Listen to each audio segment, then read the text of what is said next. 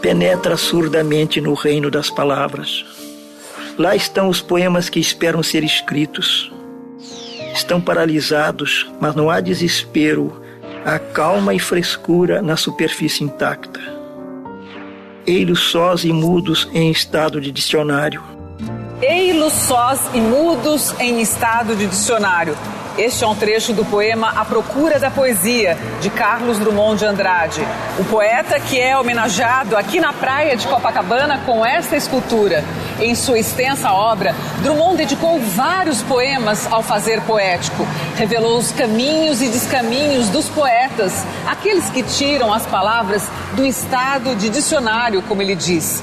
Dão a elas novas combinações e novos sentidos. A palavra é a matéria-prima de todos os poetas, mas cada autor chega aos poemas à sua maneira, por um caminho particular.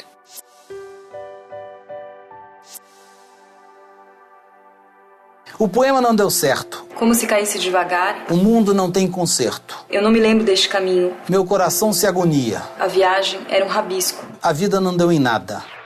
No encontro com um poeta consagrado e uma jovem poetisa, nós vamos saber, afinal, o que fazem os poetas com as palavras. A ideia resiste ao verso, o verso recusa a rima afronta a razão e a razão desatina.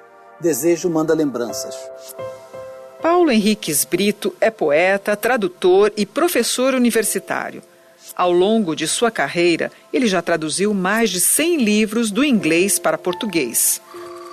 Como se caísse devagar, a chuva era um rabisco fosco aparente, carregando o vidro de dúvida e hesitação. Uma lente embaçada, como se caísse tão devagar que o olho captasse o movimento fazendo-se pouco a pouco.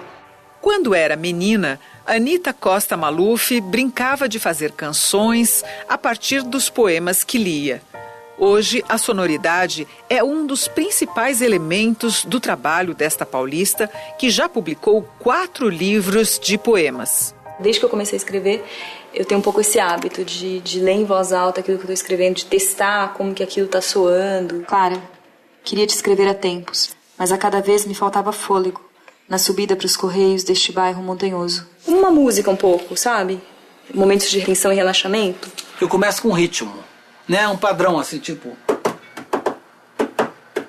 Eu tô com esse padrão na cabeça, começam a surgir palavras que se enquadram no padrão. Que a rima aproxima 2 palavras que evidentemente não tem nada a ver com elas, uma com a outra, e simplesmente o som. Então você encontra aquela palavra que não tem nada a ver com o que você estava pensando, mas que tem aquele som, porque você precisa de uma rima, ela te leva para o outro lado. E evita, portanto, que você caia no lugar comum.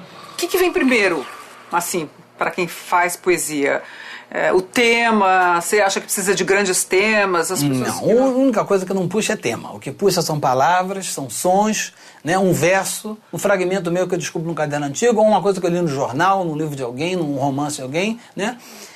Ou a mesma coisa que aparece na minha cabeça. Raramente eu faço um poema em cima de uma ideia, é raro, já aconteceu, mas não é muito comum. Um poema começa a partir de uma frase, de alguma coisa que está soando na minha cabeça, que às vezes eu nem sei exatamente qual é o significado daquilo. Eu gosto de escrever à mão num primeiro momento. Os cadernos estão todos mais ou menos organizados, numerados, eu vou escrevendo, tudo datadinho. Quando eu acho que a coisa vai sair alguma coisa dele, aí eu passo para o computador, né? A taxa de aproveitamento é para cada 50 páginas, assim, sai 1 ou 2 coisas. A maior parte dos poemas eu escrevi primeiro à mão, nos cadernos que eu tenho, né, vários cadernos, sempre gostei de escrever à mão, gosto da letra, né. Depois no momento de edição mesmo, eu levo para o computador e aí que eu vou dar uma forma final para eles. E aqui ele muda muito na hora que você transcreve o que você escreveu? Normalmente, quando eu passo para o computador, ele já está semi-pronto, mas eu ainda elaboro, imprimo, mostro para pessoas que são meus primeiros leitores, eles comentam eventualmente, né?